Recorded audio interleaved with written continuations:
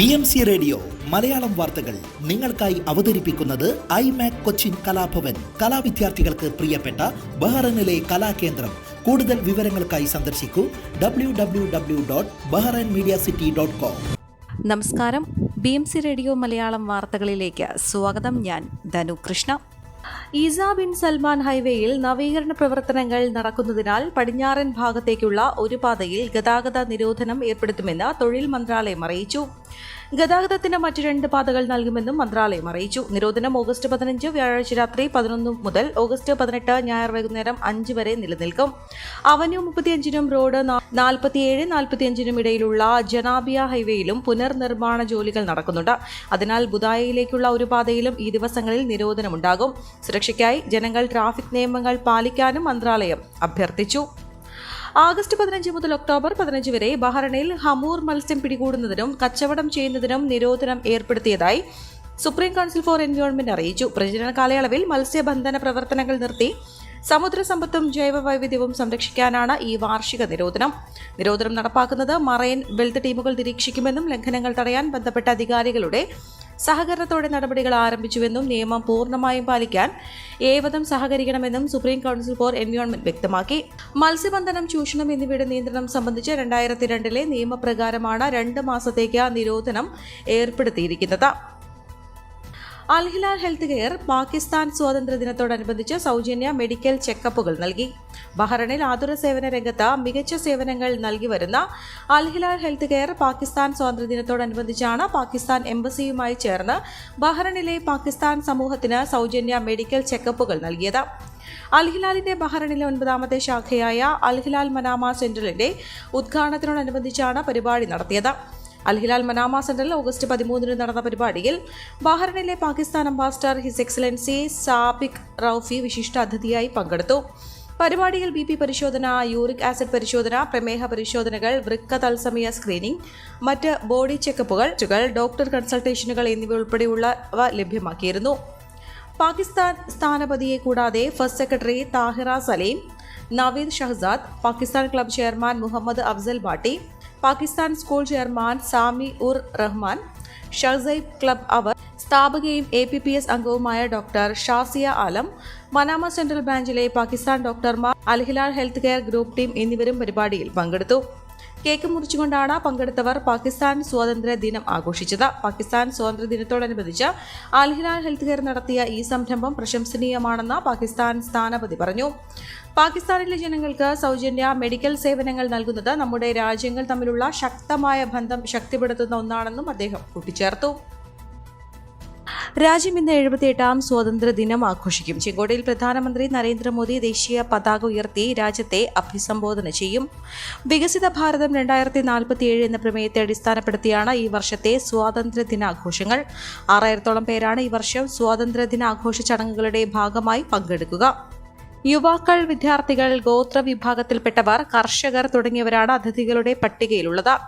Paris ഒളിമ്പിക്സിൽ ഇന്ത്യയെ പ്രതിനിധീകരിച്ചവരും ചടങ്ങിന്റെ ഭാഗമാകും. ചെങ്കോട്ടയിലെത്തുന്ന പ്രധാനമന്ത്രിയെ പ്രതിരോധ മന്ത്രി രാജ്നാഥ് സിംഗ് ആണ് സ്വീകരിക്കുക. ചെങ്കോട്ടയിലെത്തുന്നതിന് മുൻപ് പ്രധാനമന്ത്രി നരേന്ദ്രമോദി യുദ്ധസ്മാരകത്തിലും രാജ്ഘട്ടിലും ആദരാഞ്ജലികൾ അർപ്പിക്കും. ജമ്മുവിലെ ഭീകരാക്രമണങ്ങളുടെ പശ്ചാത്തലത്തിൽ കനത്ത സുരക്ഷയാണ് ഡൽഹിയിൽ ഒരുക്കിയിരിക്കുന്നത്. പഞ്ചാബിലും ജമ്മുവിലും ISA പിന്തുണയോടെ പ്രവർത്തിക്കുന്ന സംഘങ്ങൾ സ്വാതന്ത്ര്യദിനാഘോഷങ്ങൾ തടസ്സപ്പെടുത്താൻ സാധ്യതയുണ്ടെന്നാണ് ഇന്റലിജൻസ് റിപ്പോർട്ട്. VIP-കൾക്കും പ്രധാന മന്ദിരങ്ങൾ, ജനങ്ങൾ കൂടുന്ന സ്ഥലങ്ങൾ എന്നിവിടങ്ങളിലും സുരക്ഷ ശക്തമാക്കി. കർണാടകയിലെ ഷിരൂരിൽ മണ്ണിടിച്ചിലിൽ കാണാതായ അർജുനായുള്ള തിരച്ചിൽ ഒരു ദിവസത്തെ ഇടവേളയ്ക്ക് ശേഷം നാളെ പുനരാരംഭിക്കും. കഴിഞ്ഞ ദിവസം നടത്തിയ തിരച്ചിലിൽ ട്രക്കിന്റെ മരത്തടികൾ ബന്ധിപ്പിക്കാൻ ഉപയോഗിച്ച കയറുകൾ കണ്ടെത്തിയ ഭാഗം കേന്ദ്രീകരിച്ചായിരിക്കും നാളത്തെ തിരച്ചിൽ. കയറും ലോഹഭാഗങ്ങളും കണ്ടെത്തിയ 20 മീറ്റർ ചുറ്റളവുള്ള സ്പോട്ട് നാവികസേന മാർക്ക് ചെയ്തിട്ടുണ്ട്. ഗോവയിൽ നിന്ന് തിങ്കളാഴ്ചയോടെ ഡ്രഡ്ജർ എത്തിക്കുമെന്ന് ജില്ലാ ഭരണകൂടം അറിയിച്ചു. പുഴയിൽ മാർക്ക് ചെയ്ത ഭാഗത്തെ മണ്ണും കല്ലുകളും നീക്കം ചെയ്തില്ലെങ്കിൽ തിരച്ചിൽ ദുഷ്കരമാകുമെന്നും ദൗത്യസംഘം അറിയിച്ചു. നേവി ഇന്നലെ നടത്തിയ തിരച്ചിലിലാണ് അർജുന്റെ ലോറിയിൽ തടി കെട്ടിയിരുന്ന കയർ കണ്ടെത്തിയത്. കയർ തന്റെ ലോറിയുടേതാണെന്ന് ഉടമ മനാഫും സ്ഥിരീകരിച്ചു. എന്നാൽ നേവി കണ്ടെത്തിയ യന്ത്രഭാഗങ്ങൾ തന്റെ ലോറിയുടേത് അല്ലെന്നും മനാഫ് പറഞ്ഞു. അത് ഒലിച്ചുപോയ ടാങ്കറിന്റേതാകാമെന്നാണ് മനാഫ് പറയുന്നത്. തിരച്ചിലിൽ കണ്ടെത്തിയ ലോഹഭാഗങ്ങളുടെ ചിത്രങ്ങളും നേവി പങ്കുവച്ചു.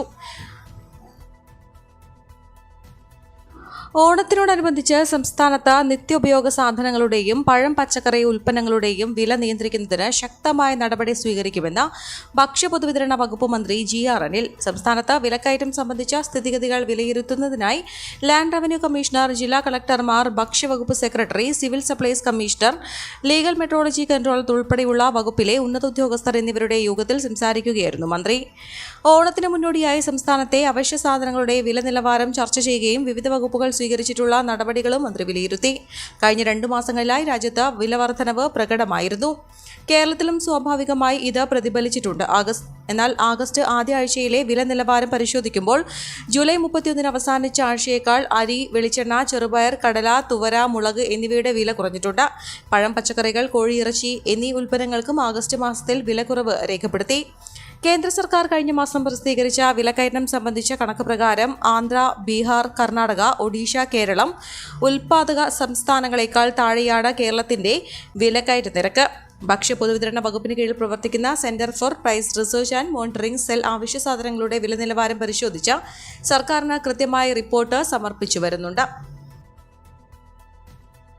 വയനാട് ദുരന്തത്തിൽ എല്ലാം നഷ്ടപ്പെട്ടവർക്ക് തണലൊരുക്കാൻ തന്റെ പേരിലുള്ള ഭൂമി വിട്ടു നൽകിയ യുവതി. വയനാട് കോട്ടത്തറ സ്വദേശി അജിഷ ഹരിദാസും ഭർത്താവ് ഹരിദാസുമാണ് 20 സെന്റ് സ്ഥലം വിട്ടു നൽകിയത്. ഭൂമിയുടെ രേഖ മുഖ്യമന്ത്രി പിണറായി വിജയന് കൈമാറി. നിലവിൽ തൃശൂർ KSFE ഈവനിംഗ് ബ്രാഞ്ചിൽ സ്പെഷ്യൽ ഗ്രേഡ് അസിസ്റ്റന്റായി ജോലി ചെയ്തു വരികയാണ് അജിഷ. കർഷക കുടുംബത്തിൽ ജനിച്ച അജിഷയുടെ അച്ഛൻ ജയചന്ദ്രനും അമ്മ ഉഷാകുമാരിക്കും വീട് വയ്ക്കുന്നതിനായി 2009 വയനാട് കമ്പളക്കാട് വാങ്ങിയ 20 സെന്റ് സ്ഥലമാണ് ദുരിതബാധിതർക്ക് വീട് വയ്ക്കാനായി സർക്കാരിലേക്ക് വിട്ടു നൽകിയത്. അച്ഛനും അമ്മയും സഹോദരന്റെ വീട്ടിൽ സുരക്ഷിതരായതുകൊണ്ടാണ് ഒരു രാത്രി പുലരവേ വയനാട്ടിൽ എല്ലാം നഷ്ടപ്പെട്ടവർക്കായി തന്റെ പേരിലുള്ള ഭൂമി നൽകാമെന്ന തീരുമാനത്തിലേക്ക് എത്തിയതെന്നും അജിഷയും ഭർത്താവ് ഹരിദാസും പറഞ്ഞു. സംസ്ഥാനത്ത് കോഴിവില കുത്തനെ ഇടിഞ്ഞു. പ്രാദേശിക ഉൽപ്പാദനം കൂടിയതും തമിഴ്നാട്ടിൽ നിന്നുള്ള കോഴിയുടെ വരവ് ഉയർന്നതുമാണ് വില കുറയാൻ കാരണമെന്നും വ്യാപാരികൾ പറഞ്ഞു. 2 ആഴ്ച മുൻപ് 160 ആയിരുന്ന കോഴി കിലോയ്ക്ക് 100 രൂപ മുതൽ 120 രൂപ വരെയാണ് ഇപ്പോഴത്തെ വില. കഴിഞ്ഞ ആഴ്ചകളിൽ ചിക്കന്റെ വില 80 രൂപ വരെ എത്തിയിരുന്നു. ഇപ്പോൾ 100ലേക്ക് എത്തിയപ്പോൾ പ്രതീക്ഷ നൽകുന്നുവെന്നും വ്യാപാരികൾ പറയുന്നു. അതേസമയം ചില്ലറ വിപണികളിൽ കോഴി വില കുറഞ്ഞത് വ്യാപാരം കൂട്ടിയിട്ടുണ്ട്. കോഴിയെ വളർത്തുന്ന ചെലവ് കൂടുകയും വില കുറയുകയും ചെയ്യുന്നത് കർഷകർക്കും വ്യാപാരികൾക്കും പ്രതിസന്ധി തീർക്കുകയാണ്. 70 രൂപയോളം വളർത്തു ചെലവ് വരുന്ന കോഴിക്ക് 50 മുതൽ 60 രൂപ വരെയാണ് ഇടനിലക്കാർ നൽകുക. ഇത് കർഷകർക്കും തിരിച്ചടിയാണ്. വരും ദിവസങ്ങളിൽ വില ഇനിയും കുറയും എന്നാണ് കച്ചവടക്കാർ നൽകുന്ന സൂചന. 2 ആഴ്ച മുൻപ് ഫാമുകളിൽ കോഴിയുടെ വില കുറഞ്ഞതാണെങ്കിലും ചില്ലറ കച്ചവടക്കാർ വില കുറച്ചിരുന്നില്ല. പെട്ടെന്നുള്ള വിലക്കുറവ് കോഴി ഫാം നടത്തിപ്പുകാരെ പ്രതികൂലമായി ബാധിച്ചിട്ടുണ്ട്. സംസ്ഥാനത്ത് ശക്തമായ മഴയ്ക്ക് സാധ്യതയെന്ന കേന്ദ്ര കാലാവസ്ഥാ വകുപ്പിന്റെ മുന്നറിയിപ്പ്. കണ്ണൂർ, കാസർഗോഡ് ഒഴികെയുള്ള മറ്റെല്ലാ ജില്ലകളിലും മഴ മുന്നറിയിപ്പുണ്ട്. 2 ജില്ലകളിൽ ഓറഞ്ച് അലർട്ടും പ്രഖ്യാപിച്ചു. ഇന്ന് മലപ്പുറം, ഇടുക്കി ജില്ലകളിലാണ് ഓറഞ്ച് അലർട്ട്. തിരുവനന്തപുരം, കൊല്ലം, പത്തനംതിട്ട, കോട്ടയം, എറണാകുളം, പാലക്കാട്, കോഴിക്കോട്, വയനാട് ജില്ലകളിൽ ഇന്ന് യെല്ലോ അലർട്ടാണ്. നാളെ പത്തനംതിട്ട, ഇടുക്കി ജില്ലകളിലാണ് അലർട്ടുള്ളത്. മധ്യ പടിഞ്ഞാറൻ അറബിക്കടൽ, അതിനോട് ചേർന്ന മധ്യകിഴക്കൻ അറബിക്കടൽ എന്നിവിടങ്ങളിൽ മണിക്കൂറിൽ 45 മുതൽ 55 കിലോമീറ്റർ വരെയും ചിലവസരങ്ങളിൽ മണിക്കൂറിൽ 65 കിലോമീറ്റർ വരെയും വേഗതയിൽ ശക്തമായ കാറ്റിന് സാധ്യതയുണ്ട്. തെക്കൻ കേരള തീരം, അതിനോട് ചേർന്ന ലക്ഷദ്വീപ് പ്രദേശം, മധ്യ പടിഞ്ഞാറൻ അറബിക്കടൽ, അതിനോട് ചേർന്ന മധ്യകിഴക്കൻ അറബിക്കടൽ, തെക്ക് പടിഞ്ഞാറൻ ബംഗാൾ ഉൾക്കടൽ എന്നിവിടങ്ങളിൽ മണിക്കൂറിൽ 35 മുതൽ 45 കിലോമീറ്റർ വരെയും ചില അവസരങ്ങളിൽ മണിക്കൂറിൽ 55 കിലോമീറ്റർ വരെയും വേഗതയിൽ ശക്തമായ കാറ്റിനും മോശം കാലാവസ്ഥയ്ക്കും സാധ്യതയുണ്ട്. ഈ വാർത്തയോടുകൂടെ BMC റേഡിയോ മലയാളം വാർത്തകൾ സമാപിക്കുന്നു. നന്ദി, നമസ്കാരം.